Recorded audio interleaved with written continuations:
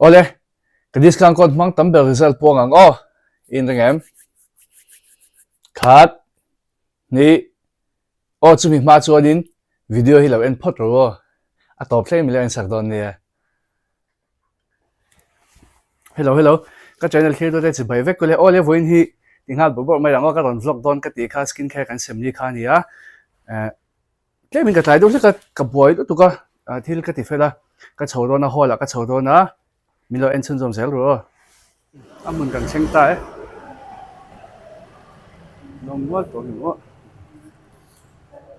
in mi in muam han in song cha cha to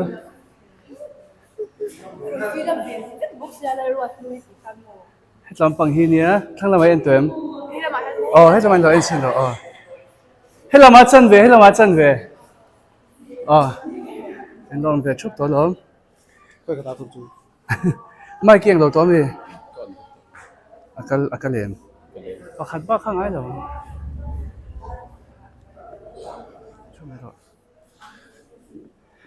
nó to thấp rồi anh lắmวันนี้จะกันบ่อยสุดๆโดนอีกกันบ่อยเรื่องตัวเราตัวง่ายละโอเค staff staff อันนี้ด้วยตันส่วน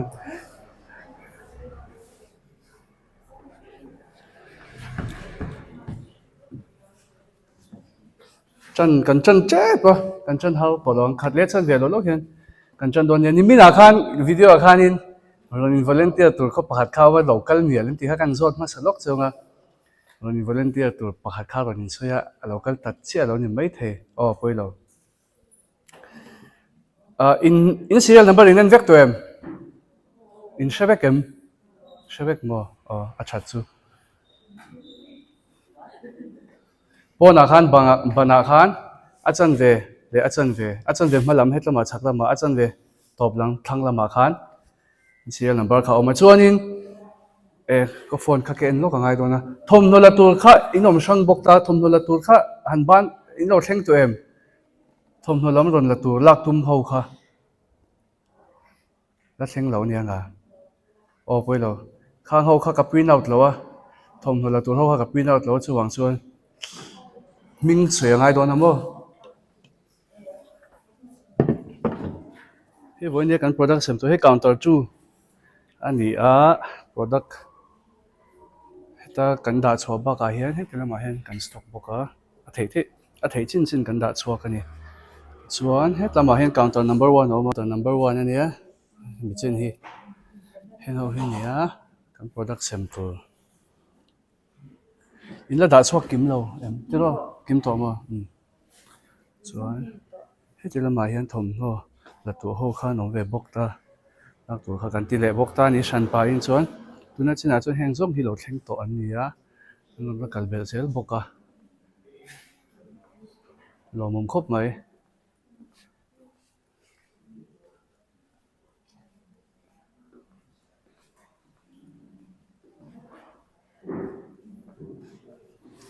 chân đó là ngô hun tối tế cần mang về sum sum mang insem tông pong mol mang đó insem lo ni kuma la mahan kan ti to ni kuma local to no mem ni kuma local zong han ban pa về sum sum te ni kuma la local to kum na avan lo ni kuma la mahan ni kuma la mai so na fel fine ti ve do so kan te ni kuma so kan voi khat na ne kan ti mop mop pa kong ai nin tlara kan sem na lai la kha amun kha rem si lo với nia cầu sân hall cả deal top à khát tiếng giống giống cần hal sân te soi khanin cần cầu sân hall hi in nei reception te joint reception ti te le birthday lo ma ten phalu tu ka ma se sum don le politics lam rong ka ya kha chonin manan phal lawa wai me te point an hmang chin thawa a chu la chuan kan deal ve top à ini kum lama kan lo experience to lama khanin khatianga han ti kha a thlai ain thla sudom ka te ina poti le the ka tuna chuan kan garage pon ni kum lamai kha chuan kanin pe to chang tlung to zo ka ma se om na tur khai te han chut na tur te mai kha om don lo in tlang le thau kha ngai don na wang khanin kausan hol kha kan dil to pan lo kausan committee min lo rem ti saklawa kalom khop maya chuan wenia ti lai hmuna nuam de win ti mai ang hadam amaya hadam thak zokin kan ti thei pha ta ni ti chuanin bible chang te ka chiam mai tlem eng mo han sui hanin hriat til ma saila heti lama hian counter 1 ani lo he counter 2 ni he counter 1 ani ta chuan counter 1 chak bulak hianin a chak pon lo bulak hianin a thomhnaw la tur kha om ta ni thomhnaw la tur kha in lo la thleng lo ti ro tu ma in lo la thlen lo chuan heta pakhat to ma thomhnaw la tur kha o I tikhan alo thleng ma sa kha in lamai nga thomhnaw kha chu chuan kan counter duty te hian in serial number khan ron soi don in serial number in shebek to em in envec to ti ro in envec to chuan ani hian in 1 to 10 emo 1 to 20 pon ron ti theya 1 le 2 a hian khoi mu zo kha iron in line mai anga chuan a fel fai zok nan man mo thak lu tuk lo chuan he cake te po a mingin birthday pol te ni wanga birthday pol skin care sem te kan ni wang khan cake te po han kat ve shim la ka te kan cake min kat sak tu host tu hi ron kalme ka ron thleng chep to chu lo nga pa te po chuan engenge mop chul te kan sui ve shim boka chuan he tilaman in thiana zunram thiana oma a toilet po hala atlat step a hen in suk thama yanga ti chuan in voineya he kan hun kan event siam te ani mayang chu I milo ngai lut sak china I kalom khop me atira khanin zan hi atanga zan hi somnga beli chu kasem thei mai tura ka in ngaya katin enge I kain hisab dana chuanin ma se tikhanin registration tina form te kan han da chhuak khan be se ya khanin ron pung chaka zathum le somvel kha ron kai chawa chuwang chuanin a full ngal deuh mai a kan form po kan hong rei thei talawa khatiang vel ani wang khan chuan mingin nang te kha lo om tanwa la kan han filter a enge ka submit lo ti hre chiang lo ran submit non le te ti swal kan ein ka hria te ran submit non le shim te kha in om a ma se in ming alan to shim kha chuanin I enge in tel a kan poma chuwang chuanin I entinan avoi khatnai lo ti swal pala alo enge ke mani alo lut thawa avoi ni na in ron ti chalea address ringo tin lo thla ka emo in ming kha ngai da nga om kha chuanin kha kan enge I pani pathum te alanga chen khada chuan chu pakhat chau kha kan la khatiang te kha ni chuanin skin care family group a om ron lak sak tu engzan nge om le ron kal theile ai kal angchi kha ai kal kha kan phal mi alo ma se family group big le skin care family whatsapp alo om to rei tak lo om to te thingtlang lampang ti mayang khatiang la the la ve ron kal ve thei si lo ai kal kha kanin phal saka anni kha chu hria thiam na sang tak nen kha kan phal saka aba kha chu kan inrem ti sak chi alowa kha po kha kan soi fiang hal ni se ani puna la lo an lo ti pal ta khan anni kha chu group member hun te anni wang khanin kan in hre thiam ani ka min hau bol po nga man ne chu wang chu ka lau ve shim boka mi ron video te kan post mi ron chil le shep don group a aro ni ti khoi tha kom le na sa don sia chu wang chu kan phal sak sa mani I chuanin kan program man dan tu tlem kan soinga ti hianin bible chiana le chong chai na te kani zoa hianin kan cake kat tu hi lo la thlen man lo chuan nula ma chani hianin heta counter number 1 a duty nula ma chani hianin ati mai tura ngai la alon thlen man lo chuan cake te po hi kan chang ho vek kanga hian an lo siam mol anga kan duty te hianin le amonula aman rem chang te nom kha chuanin kema serial number hnung deuh hlek amo ahma lampang lam bei the khatiang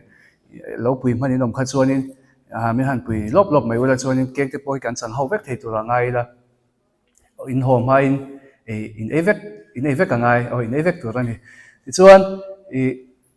chumi zola ma chuan product sem kha kan chan han mo panga soita kan khanin counter duty ten in serial number a in to tin an ron puang zelanga chuan dali thlenga ne kan hun man thei hi tuna hianin dali chu kan pel lo tura ngai la tuna ron kal khom ringa ta po hianin tin ron kal bel sel tur te pon lom tura ngai la hun ka man zo cake cutting hun kan hmanga chuanin kan chan mai don ya kan program tin kan event po kan chan kan production kan chan mai don ya ka chang du be hi kan chiara na Philippi bungkhat chang ruk thui ka chiara nga ka chong chai nga chuan cake kat lam kan hoi mai don ya Philippi bungkhat chang ruk nangma nia thil thati chan tu khan Iswa Kristani thlengina ti fam kim zel don chu nge chu ka ring tlat sia tin ya he Bible chang hi ka du ve em maya tối tên kan soyanga i pathiana kanin ngha ta pathiana i engkim enge din hun sebe ra po mila din hun trom bera po omila pathiana kan oma pathian kan dina pathian kan en tla chuanin i pathian hian i min tun din hunte min choi san hunte min choi kan hunte lo nei zela kan din mun hi a chebe remo potila pathiana kan in hla ta pathiana kan om tla ta pathian kan din tla chuanin pathian hian i min choi sang theini min hlotlin na hi min pesel theini ti kha alang chiang hen ka hre he chang hi i kan nuna hian thu soina se em thina chu toitein kan soi ve lo kan kan share ve lo chuni thu kan share te le kan ti te lalpan kan sa tamal min som sak chho ro se amen pathian ma ko in lo tong cha yang olal pa kan pathian du ta min mai min en kol tu hoini lalpa ma sain min mutir the ban hilam thu kan soya kumbula changa lalpa mi mal tak po ka lo in bot se na te hoini a hlotin na min mutir ban hilam thu kan soya ti chuan lalpa mi local com ti za local com theya nang mana min ompuya kan event siang te mal min soma bangin hilam tu ron soi pokani ni chon local lesel tu te polal pa naman om pui la tlong takan ron thlen thenan te naman veng tlatla tin tilai mun local te an hole na chawa te po naman dam taka in laman thlen thenan ai om pui chen sil kan don tang kan ron dia sak pokani ni chon voinia kan hun man te bul ni tran sak to ina top thlai naman min om pui min kai shoila kan hun man chu zoi naman min om pui la har sang le boin om thela ka te naman min beng himla kan thil ti te helpa nangma fakta le choi moi tla ka kan hun kan man thene tu ten le la pa kan nun dana te nang ba fakle choi moi the tu ra kanin bot se sel theng tu na ma minung puyang che voine local com zong zong te thara win la pa nang ban mi som la iti changai ong puina thaden ka ron di le boke engki mi thuni se heng zong zong hi fa pai so ke samin ka ron di le amen le ti khanin alo lu sel the lo lu du oi cha ta sa avena adam ke nan Ding tu masa lo ni mate he azar kan savai kan zau zam to na dia lo kati masa in lo pian ke hi lo pian ke hi lo me ma aparte kwalin kan savai lo me aparte na sabe shi mana zai lo oi lo zai lo chen lo pe lo kan dia kan sai ngal top don mi di khan kro le sai đâu đi bắt đi kan sai zwa alo kat sai đâu lâu chu oh la yang le to khan ni happy birthday to you da le le happy birthday to you happy birthday dear Mesa happy birthday to you ya kalene deh ulu tak kan kat deh ko nge ka achunge ka tang hoi achunge ka tang hey Mexico logan zan oni min amin shila cake cutting khai host on te program kha kain shilmu mal chelo nge ka shilawa tu kin jing ka phone pon man turang ka lenga ya ma se nimin karkal tai ka chewenga MOF program khoma chu chonua winter festival in thiat turani wang khan in setup turani wang khan MOF kha argent tu ka thia khangai chu kan thiat le mu pa hola ta khon hol ka nei ve ya wan pa hol bula khon ka kornen hola ka vain bol le ti khan man hol to ran tlana i thlen man sam ngai poi mo sia ka thlasung the te ka sei duwa winia hi trong không ka thiam vak lawa e MSA i channel hi ka share pui ve ya in support thak zele nge ne mi puin an man tang kai zele mi dang ta na thak zele abi tak mi patam phei chuan stereotype mi la ma lai tanga pipa skin care boy pui lo tur ti te apa lo ti te ti lo tur ti te mai pi tho mi lo sabon pha phi mi to ten ti china tiang hi ange ne kan mizo dan le akal mang tur kan culture in mi pa chu pa tak om tur ti hi ma tanga kan ken nia tu thleng pon kan pa lo bi lovin pathian in kan buna siam te nge ne moi le zo le pathian thil siam kha choi moi nan kinin enkol hi angai ka sia hei gospel singer kan nia mesa soi rei them ei gospel singer kan dia no pante tangin pathian la kan sa poimo khati em mi chu pathian in min pek talent min pek le kan taksa kan che mo kan tha mo kan hang mo kan ngoi mo kan dume mo vare mo kan te mo lian mo thau mo chere mo hemi hi pathian min pe hi ulung tak kan ti chuan amoi ber pathian mo moi ber ti hi ti kan chiang du em me a gospel singer kan ni apoi ke mai ka soi fo chu ke ma tun thleng award kalal la lem lo wa nghe này điểm thun rô bui tập bốc chel chong ma se ma na tang ka sai chan tira bui ni thlang kala ngai ren san chu consistency bui mo ka em ma chu bui ni apo skin care hin in ken tel vele in ngai bui mo ka ringa consistency bui mo ji le glow tur chuan a ti chang lo ti ve nga ka ngai ji te te in shape ka chu ma chu ke ma ni pon pinan hi moi thut du te ngo thut du te chat thut du te a thei re lo ani lo chuan in zai te mo plastic surgery te mo kan ti te nga ya kha a fu che lo thini mizoram a pheison tu lai ke ti mu se me discount an te love in yang na tur kan discount hi a thei lo shim ni chuan chuan consistency ka lo sing dein hi kini po award kan dong lem lo ma se voi ni thleng ka fak pathian chu langai ranga ka thei tok kala chuwa khami a award awang le nge ring aro puina le a choi muina rut kan thi kha chuan voi le khata instant in kan du thina kha rem lem lo ni a dai rei chong lo chuwa chu voi ni apo ka tling dar ka ti chong lo ma se poi mo chu consistency kan lo ti ve tang mi min pu lo po ke ma ni pindan nunga pathian kan lo fak ang che khan skin care po mi mu lo lai mi mu che content to ta che ke care wa ta ataka care le chung si lo mi mu lo lai pe le si lo care lo kha om ve ni chu ngai poi mo em ya hey embassy hen a YouTube channel siam no kham min rol ve a logo thleng kem min rol ve ta sa ni chu ka support em ya ke hi chen te nge neng thil talent an le an mani thiam thil te hai chon du phut chon alo support moral support of pe chin em le adike modik lo ma tan bur chi gan ya MSc kan che dan tu chon zai po la kan tel hawa ta tang ai che gan ya rongbol na tang ai che ho kan ya vini hian a lo tling nei ka bu pui sabe mania nge ka content creator award mani feature award la lo ka lo la na ve lu tu kan asan chu ama lu ka ati na chu la rei lo mi ma se ma lu ka detail le nge ne kher thu khin om lo mi ti ama se da ta ken doctor te ni lem lo clinic po ni lem lo ma se ama hin share zaw em me hi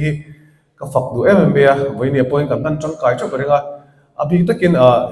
mizo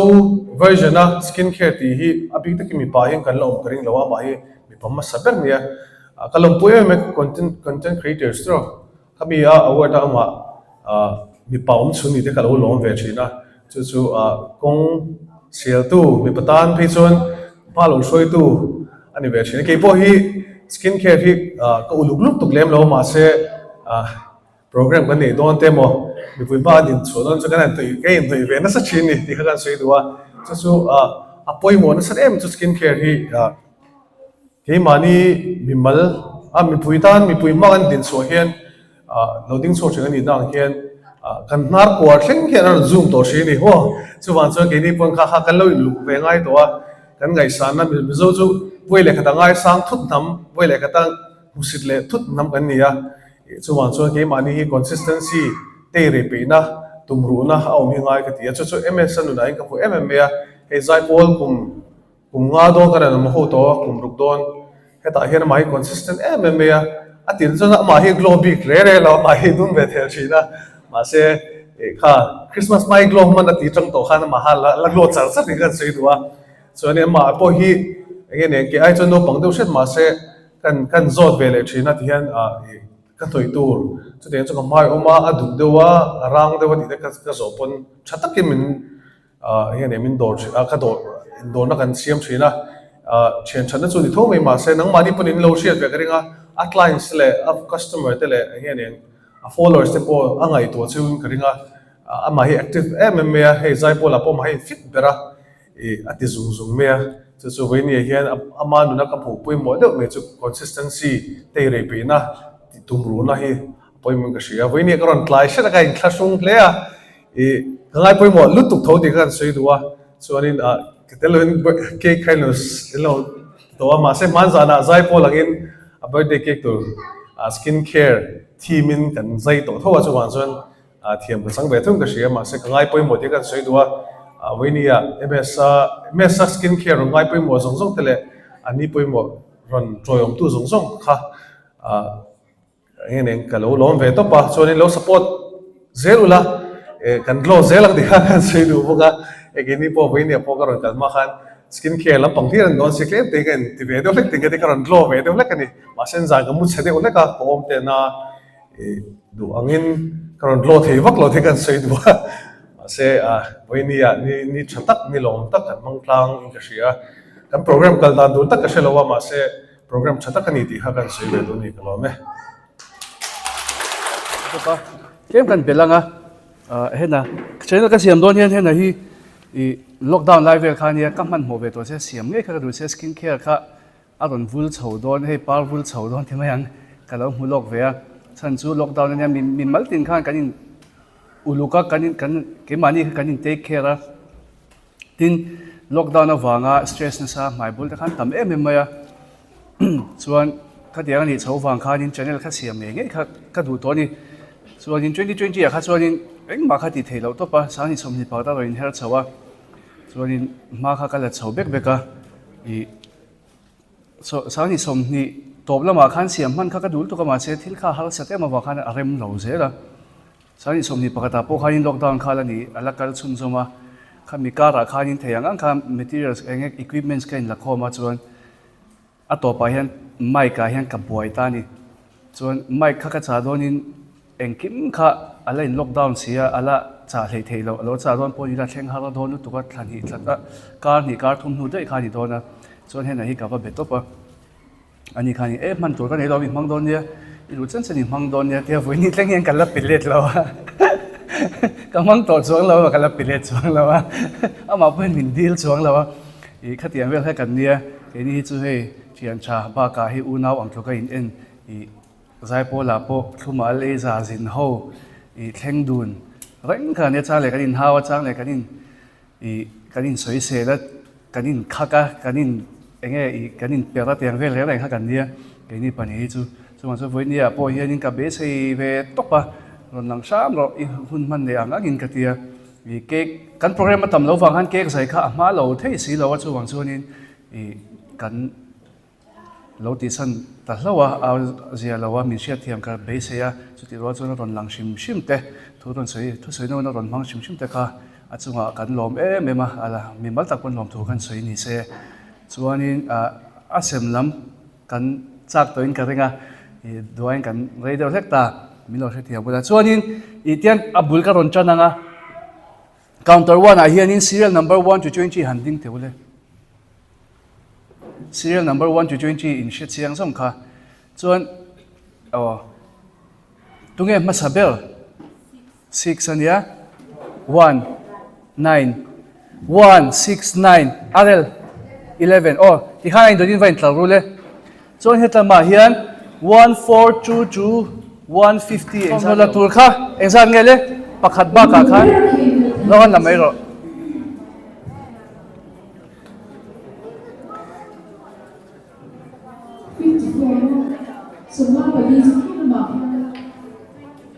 Summa pali an ko lo 54 kan la ko lo de ila thei I do per kha chuan ma chani engi ko don le 1 to 20 kan ko to ti khan ko chun zum ve ngal to mai ro 21 to 30 21 to 30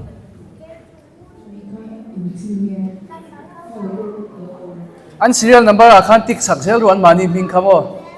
chuan ti khan local le tur ten kan hriat pol lo nan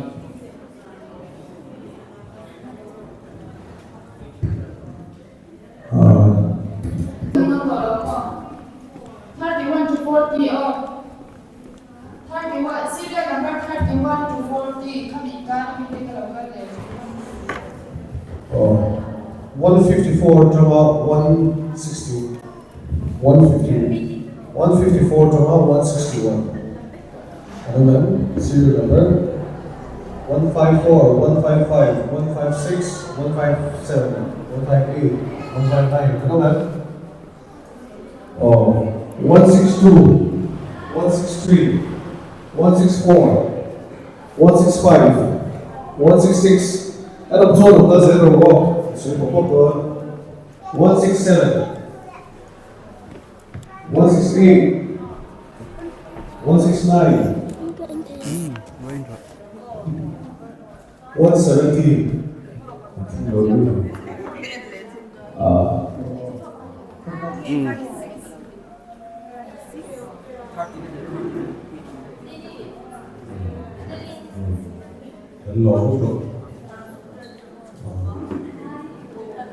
xem chur chur rồi ngã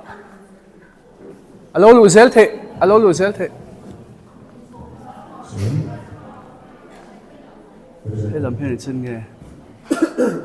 ra cái cầu lệ đón 167,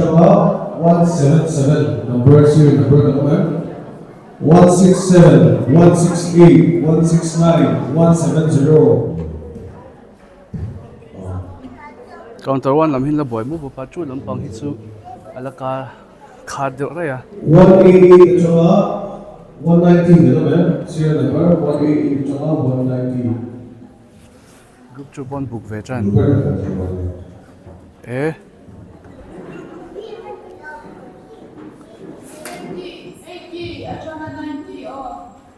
thì khá kan chop chua mi kha chu in du tu in thang the ni kan chop chua lo mi ka du ron ti tla kha chu a thei chi alo nga ma se kan chop chua mi kha chu in du be rin thang thei o he kan zo fela ka chian ti hian min boy pui char chara min pui char chara ni hianin kan chu nga ka lom khop mai an in pek na an zara voi ni hi lo thlin tein kan hmang thei ni he kan ti fel fai chana Darlia chia kan in close ron kalbel po khan om to lem chuang lawa lomom khop mai thuin kan oi thlanga chuanin thil pakhat na kina ka ron soyang an la boy khop mai ka thian te he o an la pek chamol mo ni lak bang tlema zong te he pek mol mola an la boy mop mopa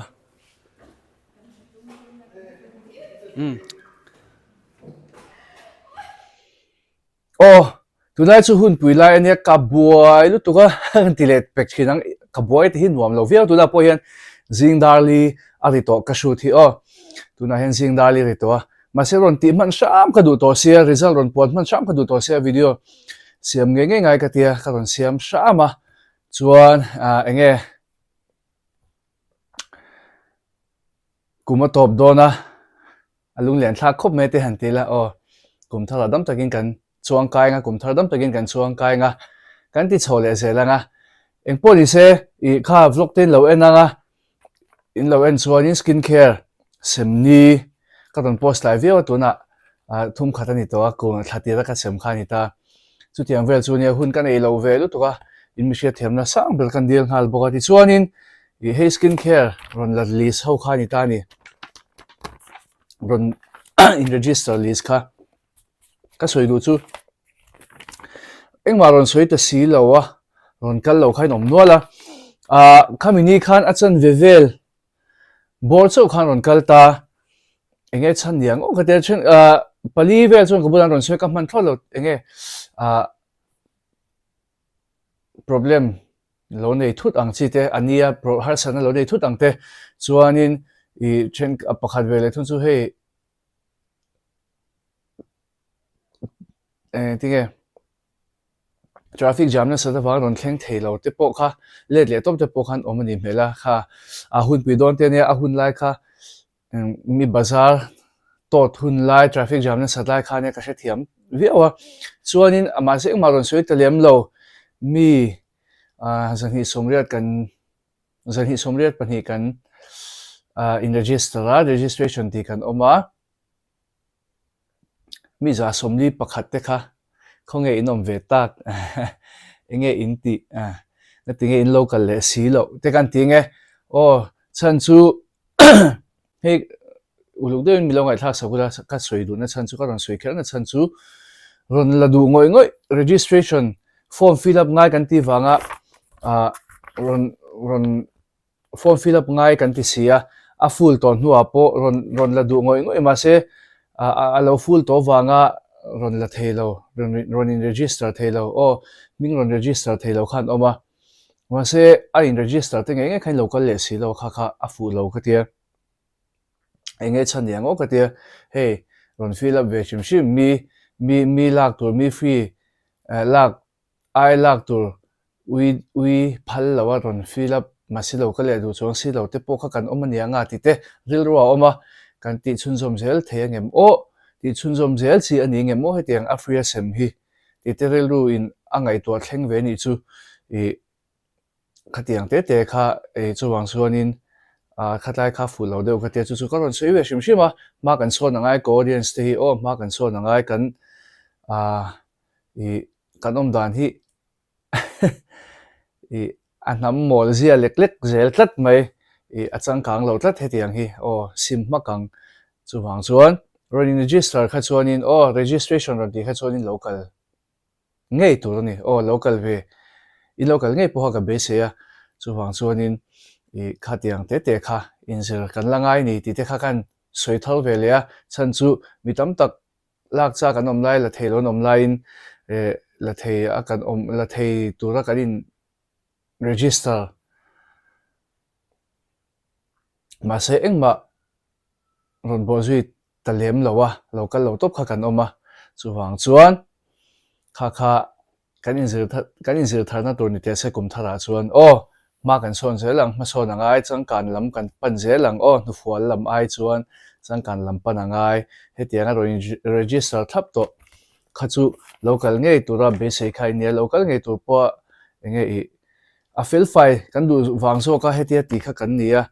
i video in khan in shebe kanga chan chu ni kom lama kan ti but buta fill file lo fill file lo han tia in kan in pe lo po ni chuang lovin ma se kan ti dan te amoi nai lo de hleka fill file lo chu wang chuan fill file zo kin amoi nai zo ka ti kha kan han rot ta ti meang kan ngai to chuaka tian phone te fill up in chatakin fill file ren kan ti chho tu ra ka ngai ma se e orin lan lo khain om ta nuala chu chu achang kang lo tlat khatiang kha o ma kan sawn angai ti chuanin result ka puang tong kumin chunga ka discount code mang tam ber top 3 result ka puang do na